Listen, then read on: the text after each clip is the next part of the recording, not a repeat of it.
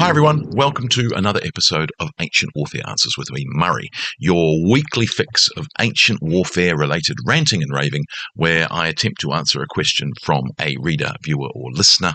And you can ask us a question, of course. You can send us a postcard or a letter. You can send us an email. You can comment on a previous video or podcast. You can back us on Patreon, one of three different levels: Legionary, Optio, and Centurion.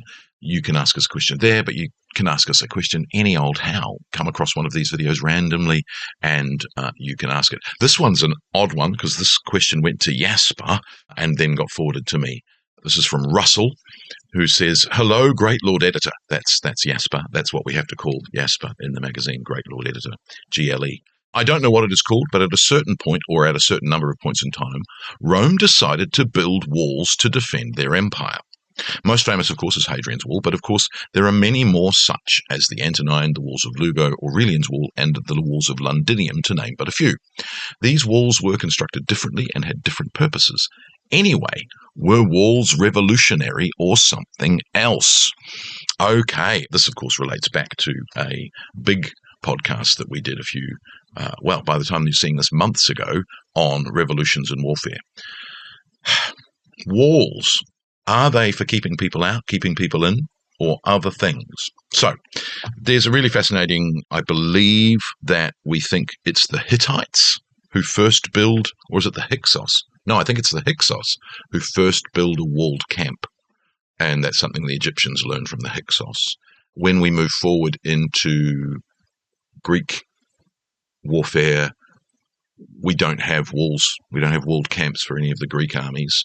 Famously, of course, Sparta doesn't have walls. Its men are its walls. And the fact it's down in the bottom corner of the Peloponnese. You know, that's one of the other defences of Sparta, is you've got to get through the Peloponnese to get to Sparta.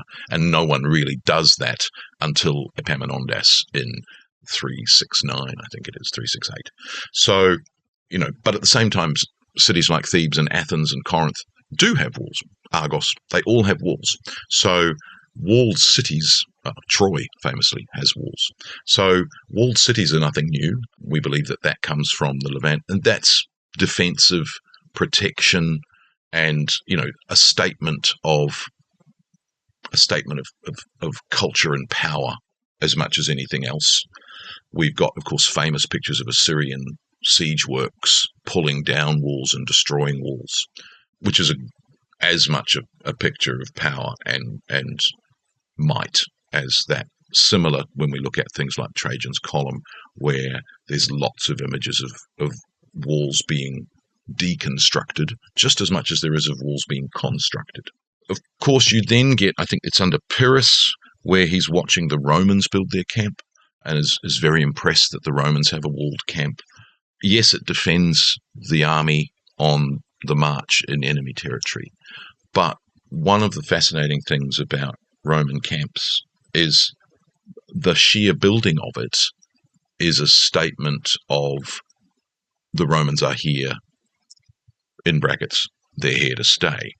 And so that idea that a Roman camp is a statement of dominance is part of, we get later under Caesar and even into the wars of Augustus and Tiberius, the idea of building a camp over the Rhine is all about the Romans was here kind of thing. And it's a very provocative statement when you're in enemy territory, that you've built a camp and that you, the enemy, have been unable to prevent us from building a camp. Those kinds of walls and city walls being defensive. I mean, again, if Rome hadn't have had walls when, famously Hannibal comes and throws a spear at the gates of Rome, you're in trouble. Having said that, of course, in 390 BC, the Romans depart Rome so quickly when the Gauls are coming that the gates are open. But the Gauls think that's a ruse, so they stay outside until the following morning thinking, oh, there's no way they've left their gates open. But they have. So, walls are only as good as the people defending them, or the loyalty of the people defending them. Because if someone betrays the wall and lets someone into, cities fall. And that happens throughout military history in the ancient world and on. So walls aren't by themselves particularly useful unless the men manning them are reliable. And, when we look at Aeneas Tacticus's How to Survive Under Siege, a lot of his material is on being paranoid about the protections you've got in your walls. The locking mechanisms, who you put on guard, are all very much about choosing the right person, because if you get the wrong person, no amount of wall and no thickness of wall and no superiority of wall fortification is going to protect you if the wall is betrayed. We then get the idea in the 1st century AD, and this is after the campaigns of Augustus and a little bit of Tiberius, where the idea is, let's keep what we've got, which is funny because people always say, oh, they don't expand. They're continuously trying to expand, but they don't really until Trajan, when the Roman Empire reaches its greatest extent. But what you do start to get in the second half of the 1st century AD is you start to get these fortification systems being built. And they start in Britain with the fortress system that we find under Petilius Cerealis, Julius Frontinus, and then Gnaeus Agricola. It used to be that Gnaeus Agricola was given credit for that, but probably these things were begun under probably Petilius Cerealis and then moved with those men. So Frontinus, for instance, we find him in the German War of Domitian, so 82 to 83. He's beginning to build, and he's describing, and even uses the word limites, which is very early. It's 3 centuries before anyone uses the word again. Normally the word is valorum. Anyway, he uses this term as a boundary, and what he's describing in the land surveying texts is watchtowers every 500 metres and walls on the Taunus Wetterau system, and forts every so often, which is very similar to what we find in Hadrian's Wall later in the 2nd century. So that frontier system, and it's then, copied in various different places throughout the Roman Empire, that frontier system is defensive. You are manning it with troops who are able to keep an eye on the people on the outside. So in the German limes, it's looking at the barbarians across the Rhine and the Danube. On Britain, it's looking north into Caledonia. And, this argument's never settled about why they build that wall, when we're told by Tacitus that Agricola has just conquered the entire island. Then they pull back to the Steingate, which is just behind Hadrian's Wall, which is where Vindolanda and other forts date from. And then, of course, under Hadrian in 122, they build Hadrian's Wall. But then they push forward under Antoninus Pius to the Antonine Wall, and then they pull back. Of course, the Antonine Wall is very different from the Hadrianic Wall, or the Aurelian Wall, as it used to be called, the Valii Aelii. And that is, it's only made of turf, so it was not the same kind of wall as Hadrian's Wall had become by then.